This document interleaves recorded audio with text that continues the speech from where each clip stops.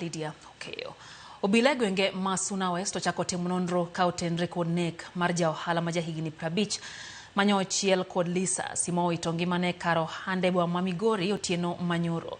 Owadgi ja-ohala no mano onegi luongo ni Sam Wagaka wacho ni owadgi no oseloro hande kano ikore mar dok kode kinde manogoye gi Lisa simo ito ngimane.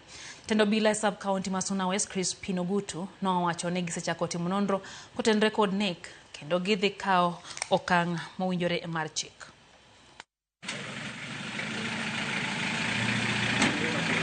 Zachary Wagaka has been murdered this evening by the unknown shooter who has just come at his business place and has shot him 4 times, one at the head and at the chest.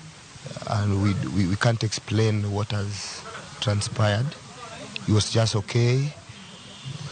There's nobody that he argued or quarreled with at the course of the day. But we are surprised at what has just happened. He was almost closing his business to go home. When he was just about to get into his car, then somebody who is not known, a shooter, just came and has shot him 4 times. And he died on the spot. The police, led by me, rushed to the scene. Unfortunately, we are unable to get the motive of the shooting, but the investigations have begun. This is a very rare incident within this command because it has been quiet for a long time.